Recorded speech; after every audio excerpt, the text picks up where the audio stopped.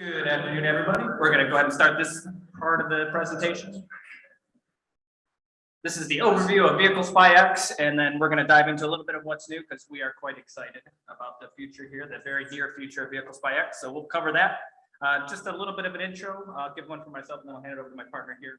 My name is Matthew Snyder. I'm an FAE at Intrepid Control Systems. I've been with the company for coming up on 5 years now. I started out in the support department. So I like to say that I learned this stuff kind of from the weeds and then abstracted away from it. So that's myself. And then I've got Paul Malinsky here. Like Matt was saying, I'm Paul Malinsky. I'm the product lead and the software engineer on the Vehicle Spy X team. I've been here about 4 years and been doing Vehicle Spy X for about that long. Well, thank you.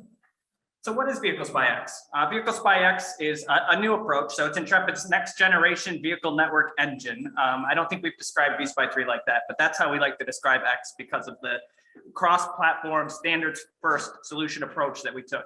So this is designed generally for test engineers, network architects, but beyond that, also ECU firmware developers. It's based on 3 central pillars, a traditional interactive GUI experience like you're used to with Vehicle Spy 3, a headless version, which is kind of command line or on the metal, that type of implementation, and then a Python library for automation, scripting, integration into existing tool change, which is a big departure from what we've done with Vehicle Spy 3. So we're pretty excited about that. What is that X in Vehicle Spy X? Well, cross-platform. So it's going to run on Windows like 3 does, but also Mac OS, x86 and 64, ARM 64. So we have a demo out there running on Mac M1. You can take a look at. We've got Linux support, ARM 32 and 64, QNX, and then the other thing that we like to say is maybe there is another platform, maybe an esoteric platform that you are interested in. Let us know because we can probably make that work too. So a little bit more on what X is. So like I said, we took a protocols or standards first approach with X. What that gave us is a modular AUTOSAR classic stack with adaptive and some IP in beta in development right now. A modular ISO stack, so some of the protocols that you already know, like 15765-2, Vehicle Spy X will already do things like handle the flow control and things like that. ISO 14229, 1 and 2, so UDS, and then the DOIP spec. We got a modular XCP stack that's working right now, a fully isolated TCP IP stack, which solves that flashing device with the same IP problem that support definitely has heard a lot about. We've got first-class node simulation, which is something that you can see right now out there on our demo. We've got support for CAN, LIN, FlexRay, Ethernet. There's some more coming soon, like A2B, for example. And then, yeah, this was implemented from scratch with testability in mind. So taking 20 years of hearing your use cases and building X around those use cases. That's kind of the goal. So a little bit more communication architecture following ASAM 5X. What this really means is gone are some of the classic things that you saw in the messages editor in Vehicle Spy 3. So no more receive messages or transmit messages. We've now replaced them with things that are a little bit more modern, like channels, PDUs, clusters. Same communication architecture as AUTOSAR. So if you're familiar with AUTOSAR, this is something that you should be able to just kind of jump right into. So to get into some of the details, it's a client server architecture. So the GUI connects to a server, maybe a remote server, controllable via bidirectional RPC over SSL. So you've got the 3 main components, the vSpy X server, which is your command line server, vSpy X itself, the GUI that you would be using, and then vSpy X, the actual server library with Python bindings. So to get into some of the use cases, we've got kind of your traditional use case here. So a traditional GUI application experience where the server is running in the background, the GUI connects automatically, and then the lifetime of these 2 processes are bound together. So like I said, there's a client server architecture, but these 2 processes, they're bound together. Use case number 2, this would be a GUI-less execution. Think about just maybe running the code directly in the command line, which is ideal for some people. Another use case, the GUI running on a separate computer other than the server. This would mean that you can have as many instances of that GUI as desired. Oh, looks like it moved a little bit. Across several computers, that would be a good example of that. And use case number 4 would be a server packaged into a Python library. All internal classes, etc., would be available. And then the cool thing, just import vSpy X, and it just works. So I'm going to hand it over to the software architecture behind this software now for a bit of a tour of the GUI. Thanks, Matt. Go back one. So I'll hop right into the GUI here. And we can see, like Matt was saying, you click on the Vehicle Spy X icon on your desktop, and this is what you get. So this is running right now. I'll even make it a little bigger. And here is the monitor view. So it looks very similar to what you're used to in Vehicle Spy 3. Obviously, we've updated the look a little bit, but critically, all the same features that you're used to, the byte highlighting and everything like that, they're all here. If you drill into one of these messages, you can see, of course, the signals. However, one of the new things that we have, if you look above the message, so that's this line here, you can actually see where that message is coming from in the protocol hierarchy. So you can see in this case, this one is coming out of this UDP socket. And we can even expand beyond that. So you can say, where's the UDP socket coming from? And it's coming from this endpoint on IP. And that's coming from this Ethernet MAC frame. And so you can see as protocols get more complex, this is super useful. But what I like most about it is that we can hide all that away. And if we just want to see PDUs, we're just seeing PDUs. It looks like CAN. It's all working how you'd expect. Even though, this is a complex Ethernet architecture, we don't need to see any of that, and it just looks normal, right? One of the key things we've added is the ability to say which level of that architecture you're interested in looking at. So right now, I say that we would like to see the signal PDUs in this architecture. And I can change that. I can say that I want to see the signals at the top layer. And now what you see is our top level elements are all signals. And if I dig into one of them, I can see where it comes from. So I can see that it's coming from this PDU, and it's coming from this socket, same as before. On the other end of things, I can say I want to see the data link PDUs. And now this reveals to us that this whole network is coming over this one Ethernet MAC frame that's just being spammed at every 2 milliseconds. And I can dig into it, and eventually you will see all of our PDUs here. So this idea that you should be able to look at the data and deal with the data at whatever level you're most comfortable with, whatever's best for your particular job at any given time, that is a core concept for us.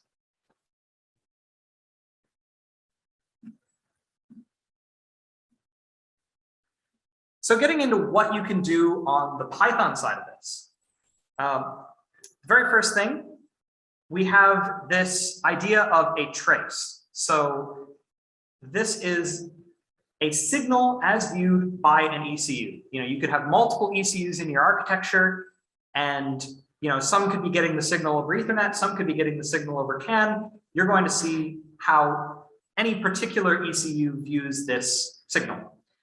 We've also built an observer ECU that sees everything, and you can script from that point of view.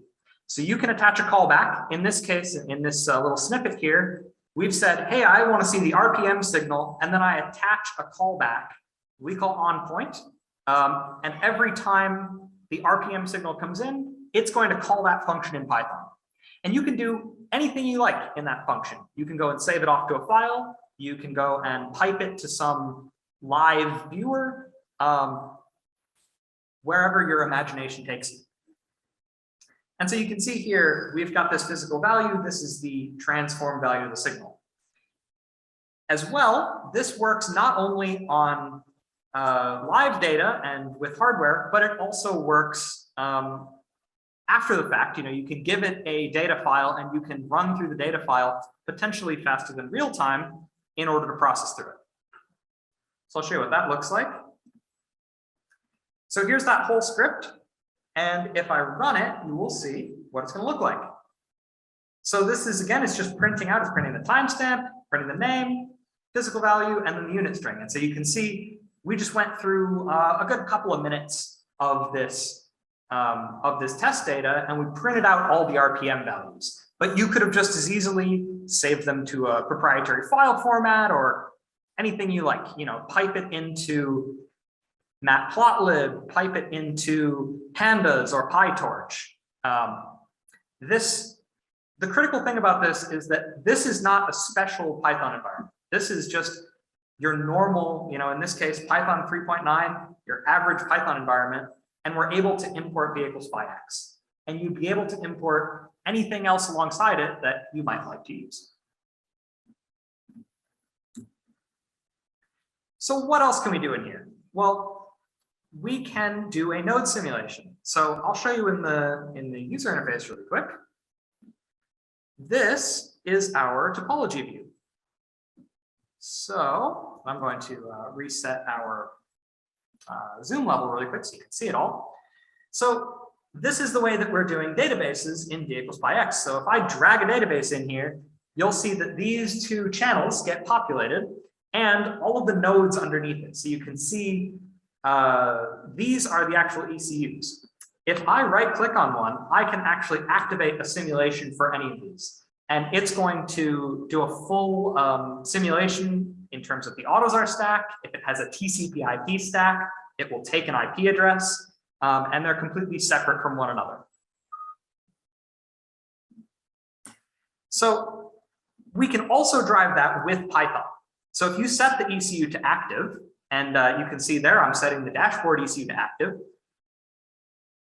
we can then implement a functional mockup in Python. So you can see here I have a fan algorithm, and it says, hey, every time we get the coolant temperature in, if the value is above 80 degrees, then we should run the fan. And that's a very simple case, but you could also, you can implement a mockup here, or you can use Python's C types to call into your real functional mockup and use your real algorithms in this case. The critical parts of that, you can run it faster or slower than real time, and you can tick the scheduler externally. So if you have some hardware simulation that you're like a virtual bus that you're connecting to, you can actually get the tick from that simulation. We can completely simulate things like diagnostic stacks, XCP stacks. We bring up TCP/IP stacks. So for instance, these modules will respond to ARP requests. They'll respond to pings, for instance. And then they're easily connected to the real world. So you can see in my GUI here that right now I have it connected to this simulation file. If I plug in a piece of hardware, it's going to show up right here as another block. And then I can hook channels from the hardware up to whatever channels I want here in the simulation. So I can say, hey, I want to simulate this dashboard module. And then I can hook up to the vehicle CAN, and then that dashboard is now broadcasting out on the real CAN network.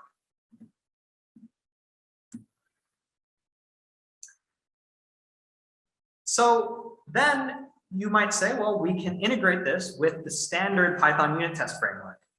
So things like GPIO or Android's Monkey tool, you could say, push a button in the UI for an infotainment unit using using any of these tools, and then you can go and check that what you wanted to happen actually did happen. So we can go and say, hey, the engine controller should say 250 degrees is the current coolant temperature, and then we should check to see that the fan is running afterwards. We can actually put the two together. So here is a test that I've written, and you can see the same thing, these two principles that I put together. We have this fan algorithm being run in the dashboard, and then we are mocking some coolant temperatures and seeing what happens. Now, in this case, I've simulated an ECU bug. So the ECU will only run the fan above 300 degrees, and that's too hot. So when I run this, you'll actually see that this does some communication, and then you get a unit test failure, same as you normally would. Critically, this doesn't know that it's talking to my mockup. So this could be talking to a real ECU and actually checking this behavior. And you could do this in CI, right? If I go and fix it, so if I say, well, I want my fan to come on at 80 degrees and then restart our unit test, we will see that now it passes. And so you can take normal software engineering principles and apply them to hardware in the loop, software in the loop, that sort of thing.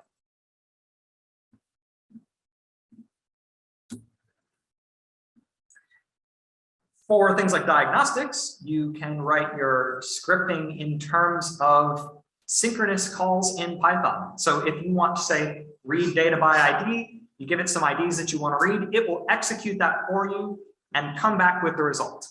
Now, this is super nice. Again, if you're an engineer who already knows Python, doing something like a flasher in this becomes really easy because you can just, for block in blocks, transfer data, transfer data, transfer data. And once you've written this, right, we've got no changes required to switch between something like CAN, diagnostics over IP, coming down the line, things like FlexRay diagnostics, Lin diagnostics. Once you've written your tests, you could just use them everywhere. And that's kind of the theme of this scripting engine, is that it is an engineering toolbox. So we've designed it so that it's ready for the use cases we don't know about yet. In this case, you can see a CAN to AUTOSAR's SOAD Ethernet. There's a gateway, and this is just a few lines. So we are receiving some frames, putting them in a data array, back to back to back to back, and then every 2 milliseconds, we're calling this transmit function, which packages it all up into Ethernet and sends it out. And this is super easy. But you can see how you could change this. In this case, we're taking CAN frames, raw CAN frames, and packaging them. But if we were to get signal points or signal PDU points, you could take those and package them up and gateway those, right? You're not limited to just what's here. How are we doing on time? Got about 5 to 10 more minutes. We can do some questions at the end. Or if you got more demos. I have one more demo that we can do. Boy, that's loud. It is a Windows audio demo. So you can see there, I just dragged in the AR XML and it loads right in like that. And if I simulate the dashboard module, I just dragged my Python FMU in. I can simulate something like this engine control module. They're both simulated and we have no hardware. We can go online and now we have simulation traffic coming through. So you can see we have dashboard status and something like this engine status as well. So here's our coolant temperature and here's dashboard status. Now I can go in and into the traffic generator. And I can say that I want to, from the ECM, I want to send the coolant temperature.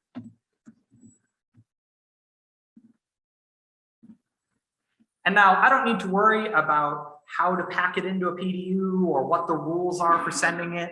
The AUTOSAR stack is going to take care of all that. And I just set this value to whatever I want. So I can say, oh, I want this to be 90 degrees, right?